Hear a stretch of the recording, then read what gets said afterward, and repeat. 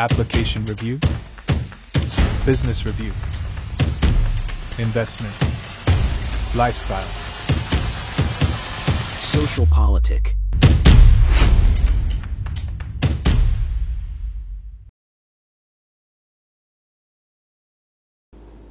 Halo Bapak Ibu, saudara-saudari sekalian, lovers and haters. Salam cerdas Indonesiaku. Jumpa lagi kita pada kesempatan kali ini. Bagi Anda yang belum subscribe channel saya, silakan subscribe channel saya. Tekan loncengnya agar Anda dapat notifikasi setiap kali saya mengupload video-video saya. Oke, pada kesempatan kali ini saya akan mengulas mengenai Yasona Lawli yang sekarang mulai mau diperiksa oleh KPK.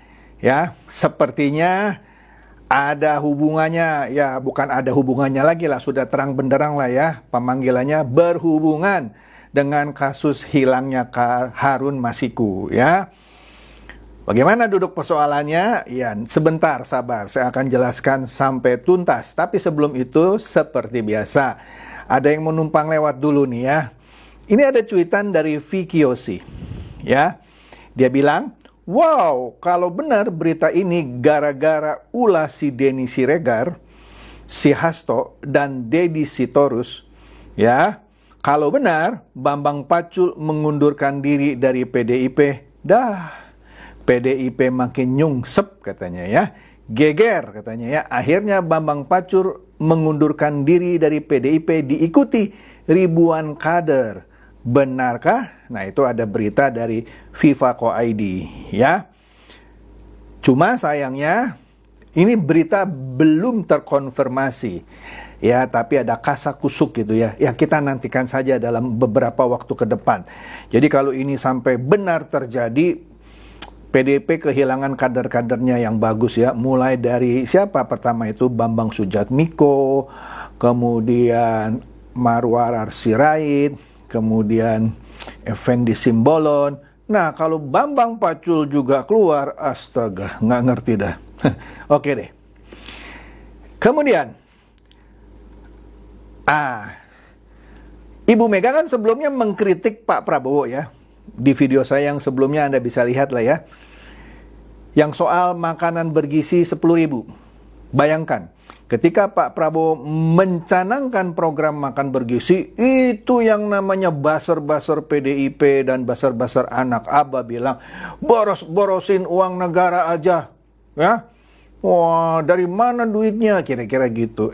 Begitu Pak Prabowo menghitung ulang dan diputuskan cukup 10.000, Ibu Megawati kritik setengah marah. Mana cukup 10.000, ibu-ibu dikasih duit belanja. Cabai berapa? Yang lain-lainnya seperti telur berapa? Bu, itu 10.000 nggak dikasih ke orang tua si anak untuk masak. Itu sudah dimasakin jadi harganya 10.000 gitu maksudnya Bu.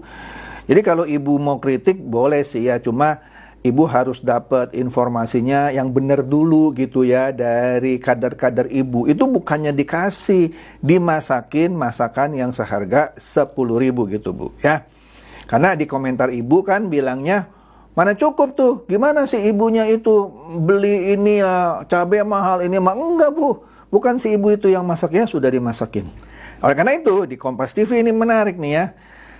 Pramono, ya biasalah wartawan kan pinter ngorek-ngorek ya gitu ya.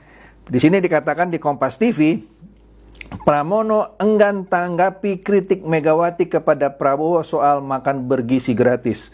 Sepertinya Pramono Anung ini cerdas gitu ya, dia nggak mau ikut-ikutan lah ya, makanya dia enggan tanggapi kritik. Dia dipancing-pancing sama wartawan, dia enggan tanggapi. Oke, pinter Pak Pramono. Kemudian, ini juga sudah pernah saya bahas ya, Kompas TV sekali lagi menayangkan bahwa Ketum PDIP yaitu Ibu Megawati blak-blakan akan datangi KPK. Kalau sebelum-sebelumnya dia bilang saya akan datangi polisi, terakhir video yang terakhir saya sudah dengar udah agak benar gitu ya, akan datangi KPK. Ya betul lah, masa datangi polisi, ya KPK lah. Itu dua institusi yang berbeda.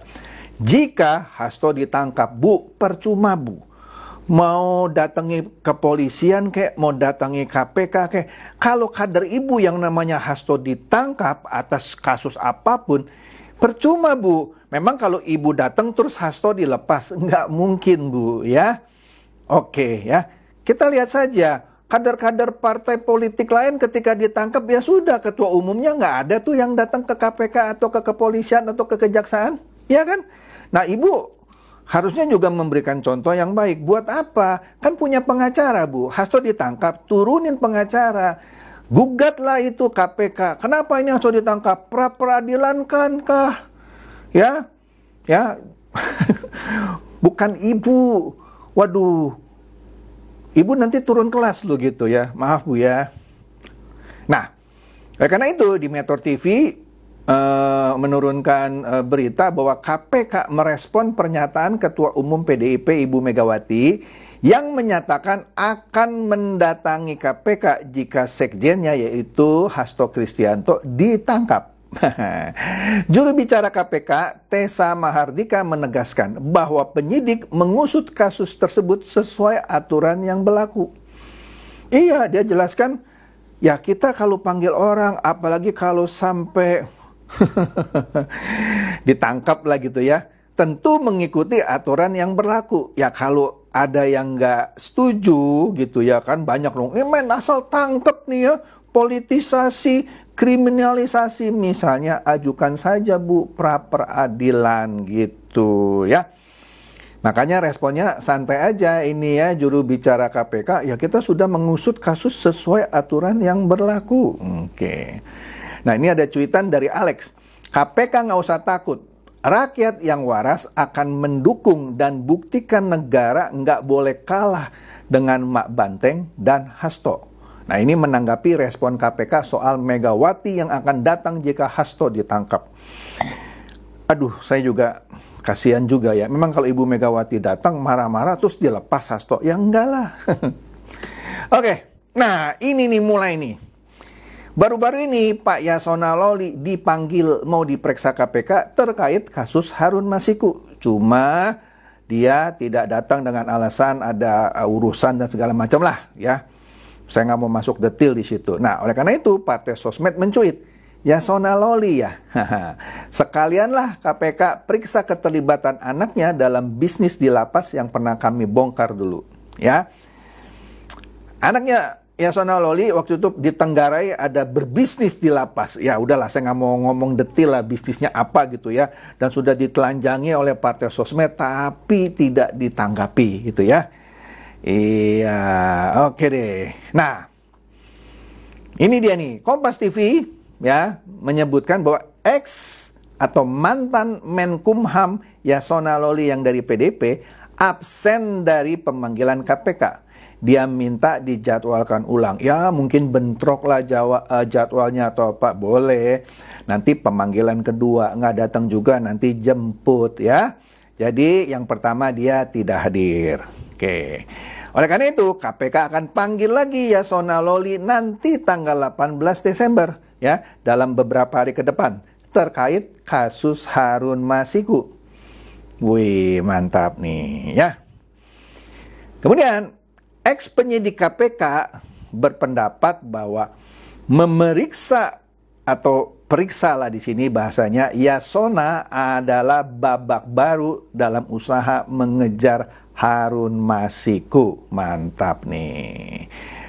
Astaga. Jadi bekas penyidik Komisi Pemberantasan Korupsi atau KPK yaitu Yudi Purnomo Harahap mengatakan bahwa pemeriksaan Yasona Lawli yang merupakan mantan Menteri Hukum dan HAM pada zaman Presiden ke-7 Joko Widodo sebagai babak baru untuk mengejar Harun Masiku. Ya, menurut dia usai vakum beberapa lama setelah pemeriksaan Hasto yaitu Sekjen PDIP, kini penyidik KPK di bawah pimpinan AKBP Rosa Purbobekti, waduh, kembali menggeliat untuk memburu tersangka dalam perkara dugaan pemberian hadiah atau janji kepada penyelenggara negara terkait dengan penetapan calon anggota DPR RI. Sudah pernah saya bahas berkali-kali lah, lihatlah video saya mengenai Harun Masiku. Apa itu duduk persoalannya ya? Mantap. Nah, di sini dikatakan juga dalam keterangan tertulis yang diterima Antara di Jakarta Jumat lalu, ia membeberkan bahwa penyidik tidak sembarangan memanggil orang untuk diperiksa.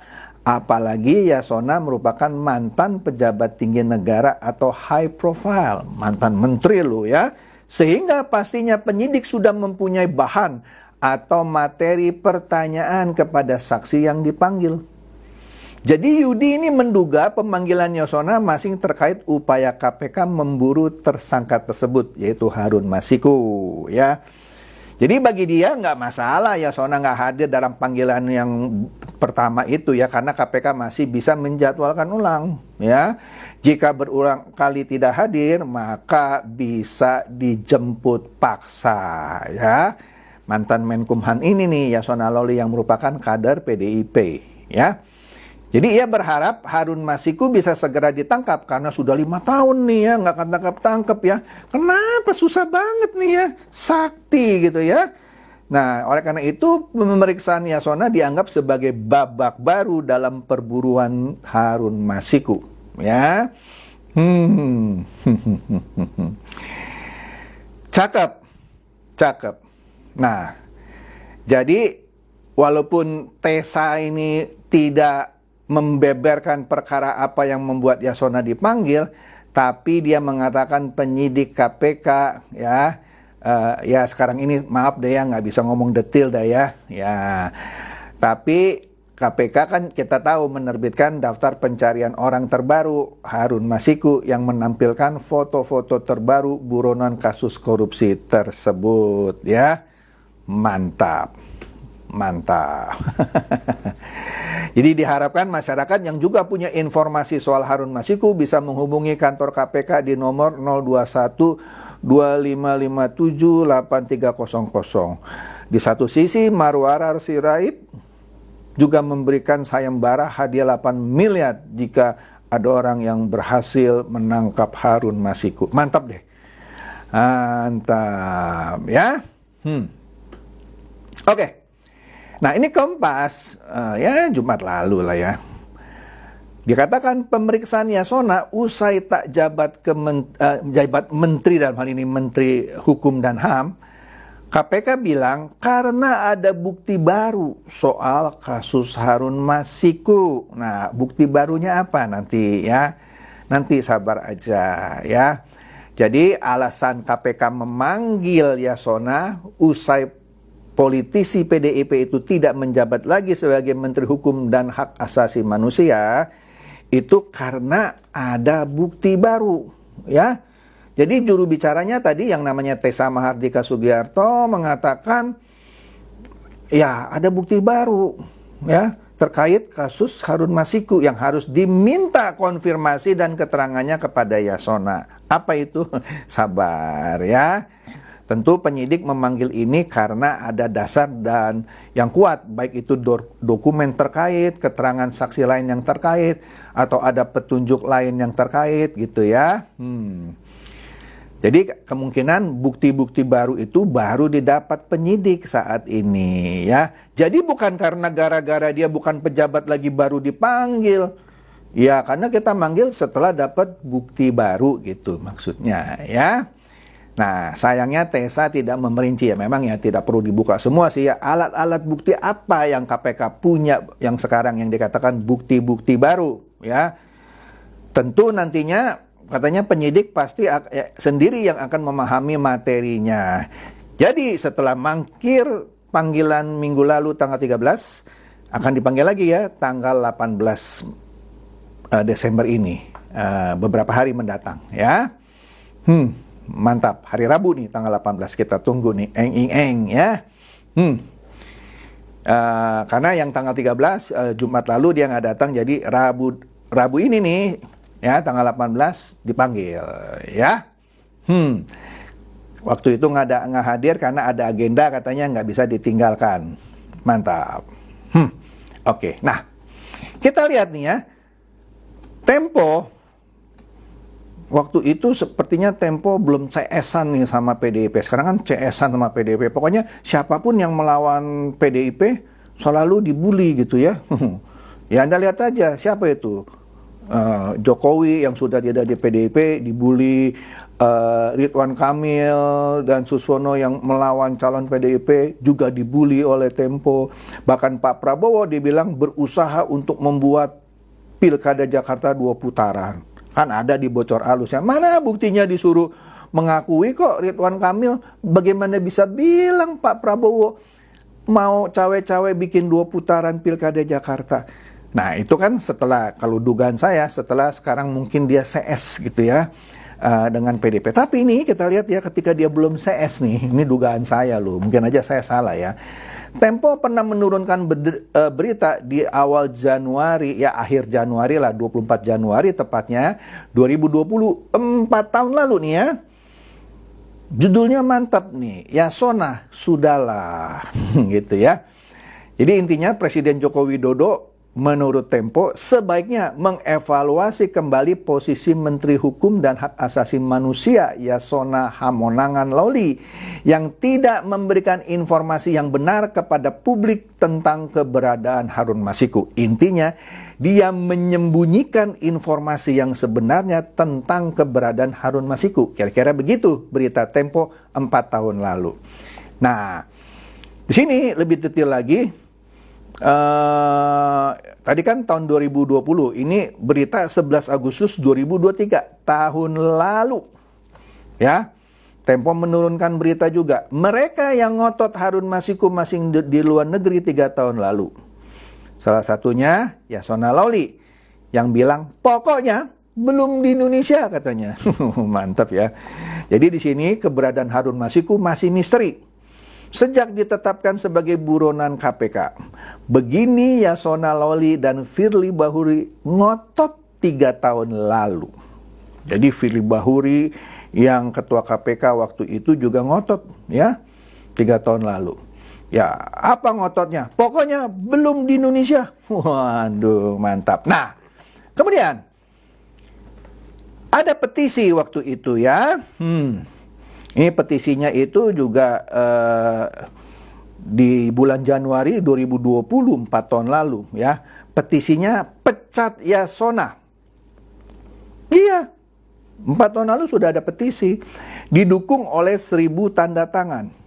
Ya kan? Kenapa? Karena Yasona jelas-jelas mengatakan pokoknya ada di luar negeri Harun Masiku itu.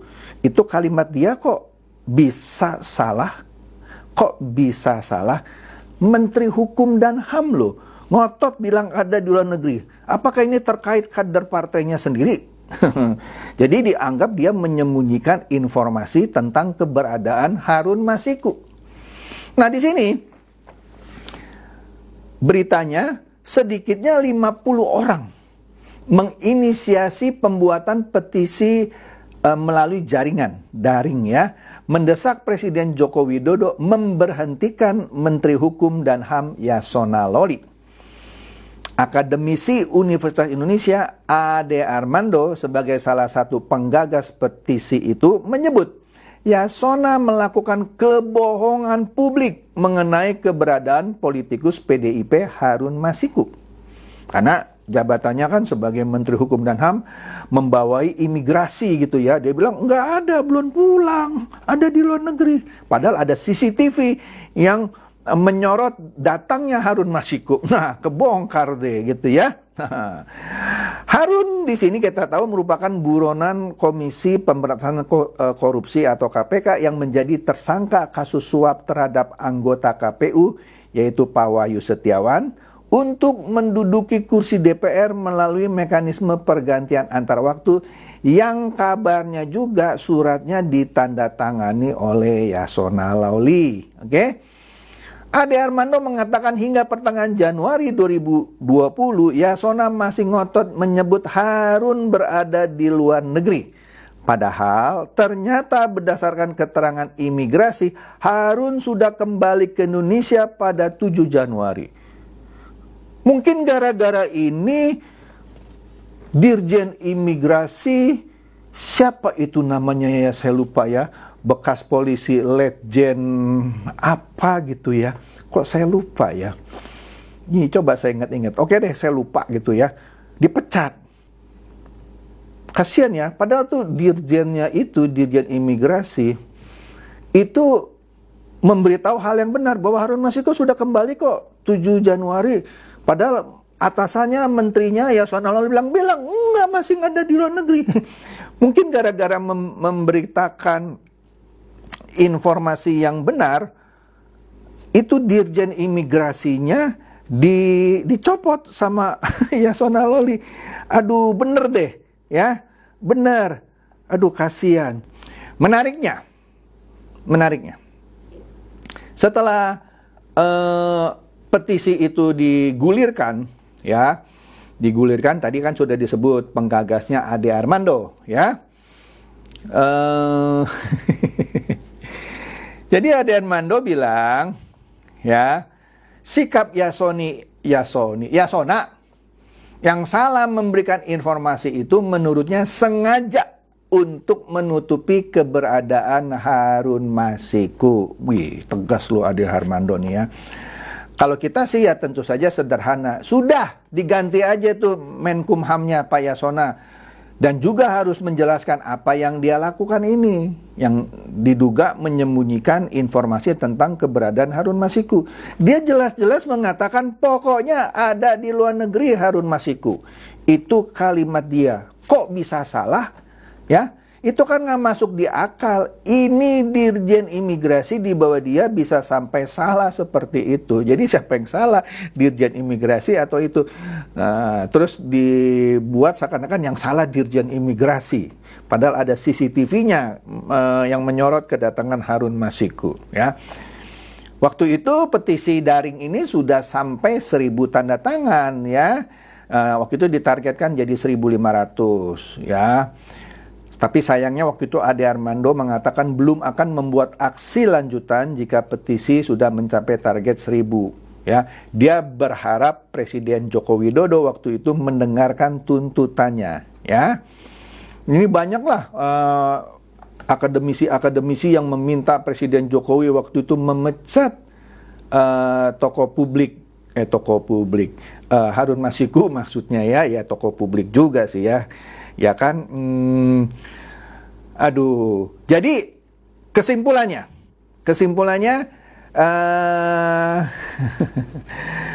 jelas bahwa pemanggilan Yasona Lawli ini tentunya berhubungan dengan kasus Harun Masiku, ya.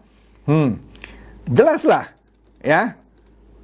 Apalagi kan sebelumnya Ibu Mega sudah bilang kalau sampai Hasto ditangkap, ya, saya akan datangi itu KPK. Pertanyaannya kalau Pak Yasona juga ditangkap, ya, di ini nggak, Ibu datang juga nggak ya? Kan tadi kan dikatakan kalau Hasto ditangkap, Ibu datang ke KPK. Tapi kalau Yasona Lawli ditangkap, Ibu datang juga nggak ya? Nah, saya nggak tahu nih ya.